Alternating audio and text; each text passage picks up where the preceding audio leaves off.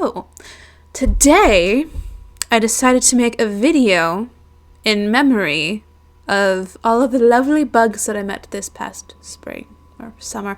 Both of those things at the same time. The reason why is because, like, I freaking made friends with some things, kind of like a Disney princess sort of situation, but at the same time not. So, what happened?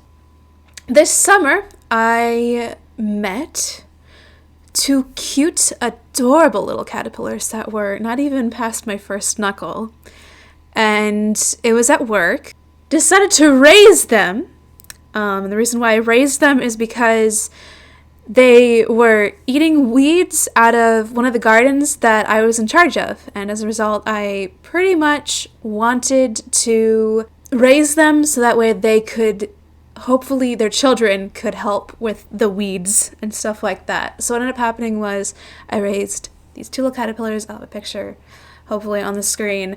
I know it's kind of dirty. What ended up happening with these guys is I would keep them in a jar, and there's paper towel in the thing, wet paper towel, and then I would shove a whole bunch of their host plants that I pulled that day or a couple days ago that I had collected, and they would pretty much just run around the jar, and then they would eat it. And by the time that you're seeing the picture that I had, it was like one of the last days that they were in the jar, because they were starting to outgrow said jar.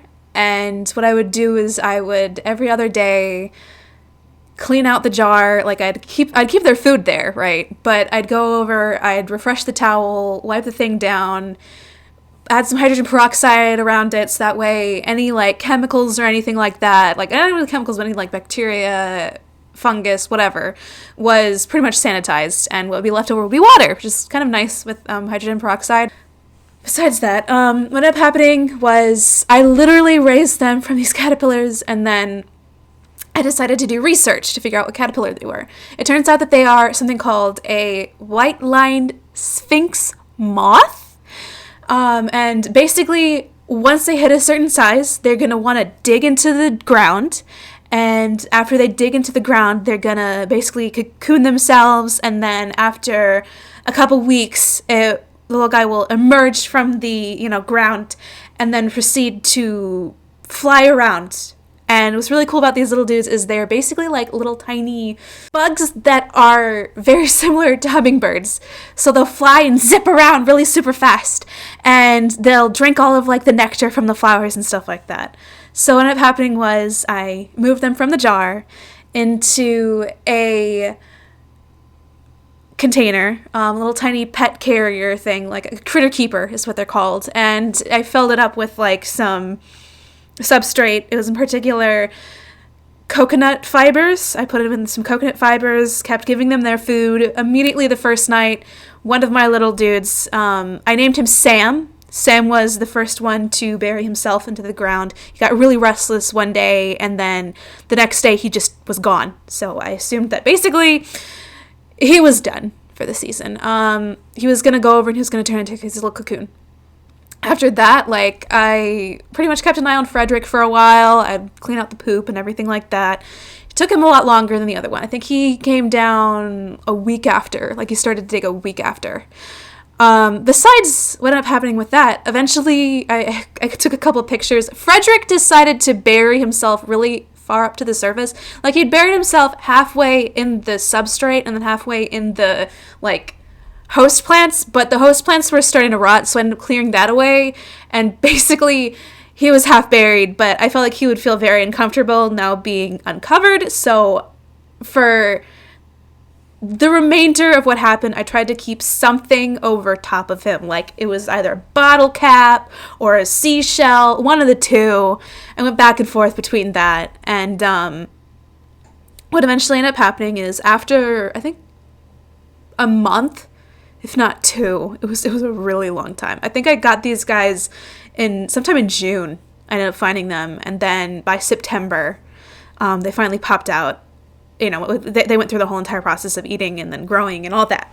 So they ended up popping out sometime in September, and they were so cute.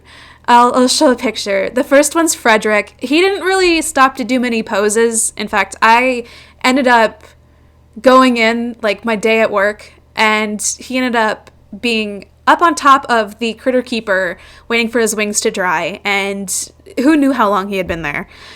But one of my coworkers said that he swore he didn't see him like earlier, but then all of a sudden he just was there. He just appeared out of nowhere. And Sam was the one that buried himself really deep into the substrate. He was a really responsible little moth boy or a girl. I can't tell the difference, but here's a couple pictures of him. It's just 2 or 3, but he was my little dude. And what ended up happening was I ended up driving out on my golf cart, because I had a golf cart, and I brought him over to the one area to basically have him fly out and do his little moth thing, enjoy his freedom to be able to fly. And he didn't leave. That's how I got those pictures. But then I started to pull weeds at a spot really close by, and then it was like one of those things where it's like, start your engines, and all of a sudden I just hear like he's trying to get out. So I ended up going over and I was like, oh my gosh, it's time. So I go over and I open the thing, and it was like one of the most magical experiences that I've ever had. He like pops out, and it is so cool. He zips past me, and I'm like, oh, I'm never going to see him again. And then he turns around, and then he zips past me again. And then I think he does it like twice. And then he just zips away, and I never see him again. And that's not a bad thing, because he was able to do what he wanted to do, and that was fly out and do his little moth thing. And the reason why I'm doing a memorial for him is because supposedly they can last 2 or 3 months. And it's December now, and it is below freezing. So I highly suspect that he has passed away at this point. Besides him, we obviously have Frederick that we're going to talk about. So Frederick took a little bit longer. I ended up what's really weird is I was driving back and forth with the critter keeper, and those 2 moths, they were very musically inclined because they heard so much music. They didn't actually react to it, but they listened to me singing all the time. And I waited and I waited and I waited, and like one of the days I was going over, and he was he and I were both sitting in the staff room, the staff break room, because what I would do is I'd bring these little guys every once in a while. Like I'd bring them from home, and then I'd bring them to work, and I'd be going back and forth depending on like how much food I had at the time. But I was really suspecting that he was gonna pop any day now, so that's why I brought him, is because I didn't want him waiting to like fly, because if they have the like metabolism and speed of a hummingbird, that's not a good situation. So what ended up happening was I go over and like I'm doing something. I forgot what it was. I think it was like trying to fix lights because we were getting ready for Halloween. And all of a sudden I look down and I see Frederick. He has his shrink wrapped wings. He's like this little, he was so hilarious. He's like this giant little, not a giant, he's like a mini 4-inch sausage just running across the thing. And he was like running around the cage like, let me out, please, let me out. And what ended up happening was I opened it, and he immediately tries to climb out. So I go over and I put my hand out, and he proceeds to climb on my hand, climb up my shirt, and then he decides, I can't make this shit up, he decides to like hold on my face. Like he climbs on and then he stops like over my lips. I might have a picture of it, I might not. It depends on how like bold I'm feeling, as long as I can like hide my person, my actual identity. But yeah, he was on my lips for a bit. I eventually like slowly maneuvered him off of my lips and then into my hand. And then like I had one of my coworkers, he ended up holding him for a little bit, and we just like it was so fun just watching him, because with him you could actually see like the wings slowly inflate. And I got to hold the little moth literally for 3 hours, just waiting for him to be ready. It was kind of annoying because like I wanted to do stuff, but it's like this is my only time. And because I had him for so long, I got pictures of him posing for me. Here they are. Aren't they amazing? Like honestly, I got so lucky with this one. I loved him so much. And eventually, like, I was waiting, and he looked like he was ready to fly. And I ended up putting him on my shirt because, like, I couldn't hold him. Like, it was starting to, like, it had been 3 hours, man. It was hurting my hand to, like, hold it in a specific position. And only be working with one hand when I'm doing manual labor is kind of difficult. So what ended up happening was he was on my thing. I started to bump around on my cart, and I think he was like, yeah, I should probably go. So then all of a sudden he like started to flutter his wings super, super fast. And then what ended up happening with Sam is he ended up pooping. Well, the same thing happened with Frederick. He ended up pooping on me. He went over, he like pooped, and then he just started to fly. And his, oh my gosh, his was not as graceful. He was like flying, but like not as fast. It was like a bumblebee. He flew around like a bumblebee. And yeah, after that, like, he bumped into a tree, and then after bumping into a tree, he ended up flying away, and never saw him again. So, those are my moths. Last bug I would like to talk about in memorial of, is this poor little wasp that I met. Towards the end, like, after Frederick had left, and Sam, I proceeded to... You know, I was basically going over and I was cleaning the bathrooms. Now, I'll have a little diagram. So this is the men's restroom. Okay, so we have the urinals, the bathroom, like the sinks are here, windows here. Okay, so there's a door right there. Okay, so that door is where people can get in and out. Okay, so there's another door that I go through, and that leads further into the building. It's a whole entire thing where people do meetings, people get married, whatever. They go through that door to the bathrooms. And that door is normally locked because we don't want people randomly going into the building, messing it up, you know. So what ended up happening was I ended up going in the first day through this one thing, and I noticed that there were a couple of bugs in the men's restroom. Now, keep in mind, the temperature had gotten kind of cold that day. Also, another thing to keep in mind is a couple months earlier, we did have a paper wasp nest in the area, but we had to get rid of it. And the reason why we had to get rid of it is because it was a paper wasp nest on a tree, and the tree was leaning over a sidewalk, all right? That is a lawsuit waiting to happen. So that's why we had to get rid of it. What ended up happening was I walked in and I ended up taking a couple of bugs out. But as I was doing that, I noticed that there was a wasp. And here's the thing. I'm a person who's very fearful of stinging insects. But I have slowly been getting over my fear. And that's because I have to work outside all of the time. Bees are a really interesting bug to work with because when you are outside in a garden, believe it or not, they are workers and they will work around you. They understand you're a worker. When you're gardening and stuff like that, as long as you don't confine them, they're usually pretty chill. The only time that I had a bee not be chill with me was when it was 5 o'clock, which is usually around the time that bees are trying to go to sleep, or at least go back home. And as I was like right around that time, there was a bee that was freaking the fuck out, proceeded to fly around me like, hey, leave. But since I didn't leave, I was like, that's kind of weird. There's a bee. It landed on, like, you know the spot, like, right underneath your nose, right? The bee grabbed on to that one spot, was biting me. I tried to, like, shove him off. Didn't work, so I just decided to bitch slap him. And it worked. I bitch slapped a bee. And then I immediately ran away. And what ended up happening was the nest was right next to where I was gardening. 5 o'clock. I was really close to the nest. The bee was worried that a big, scary predator was literally going to find out where their nest was, i.e. I was probably going to kill and eat them. At least that's what the bee thought. So that's why I've had, like, that's the only reason why when I've had, like, a bad experience with, like, stinging insects with bees. Besides that, what ended up happening was I saw this wasp, and I was like, you know what?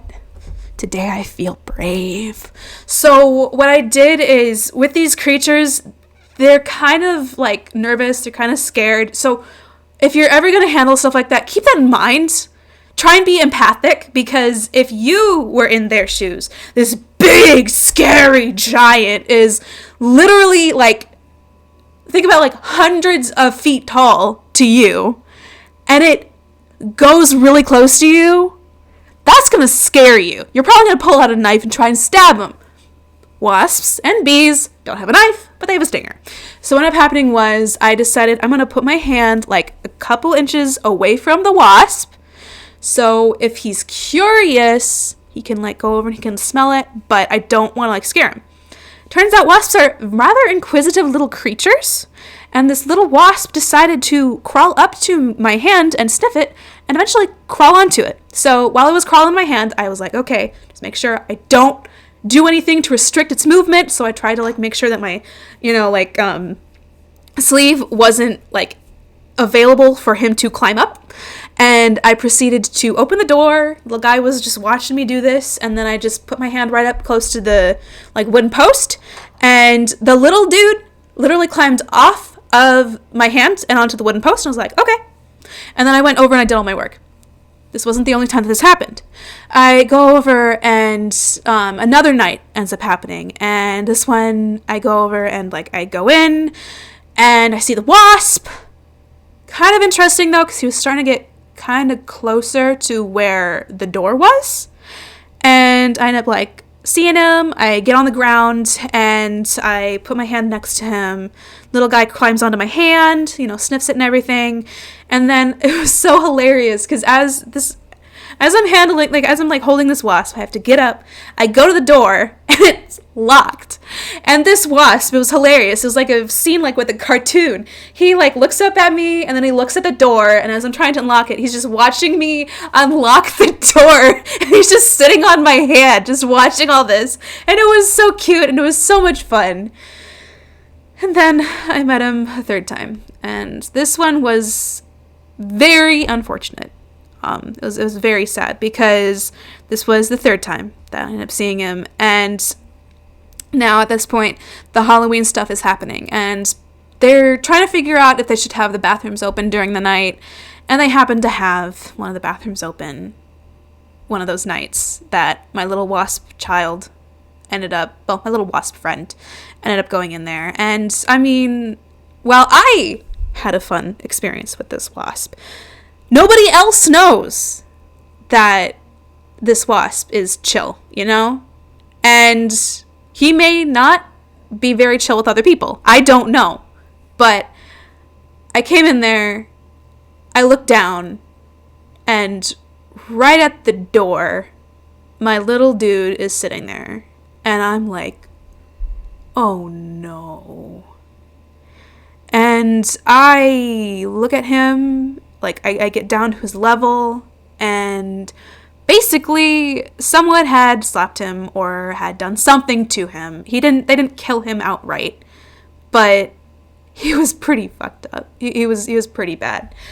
This is the only picture I have of him. I'm sorry, it is kind of not the most nice looking picture of him, if you know how wasps do. But yeah, he had several broken legs. I don't know exactly all that happened, but I did what I could. I held him and I tried to have him on my cart for a little bit, and I brought him into the staff room for a bit. And eventually, I knew that he was gonna pass away, but obviously I didn't know when, and he felt very uncomfortable on my cart. So what I did is I ended up having him walk onto a tree, and he seemed very calm at that point in time. So, and unfortunately, I'm paid by the hour, so I can't just stop for a wasp. And what ended up happening was I ended up constantly driving back on my cart, doing something, coming back, looking at him, making sure he's okay, and then I drive over and do what I need to do, and just back and forth. And eventually, I'm sad to say, one of the times that I came back, I saw a robin, and he was on the tree, and I drove to the place, and my little dude was gone. So best guess, he became bird food. But it was fun to have him while it lasted. It's one of the fun things about working outside is because if you pay close attention, there's a whole slew of creatures that you can just get to know in their own environment and on their own terms. And I don't know how to end this because this is kind of sad and depressing, but I love you, Sam. I love you, Frederick. And I love you, little wasp buddy. Let's name him Buddy. I love you, Buddy. It was nice to have you guys for the short time that I did.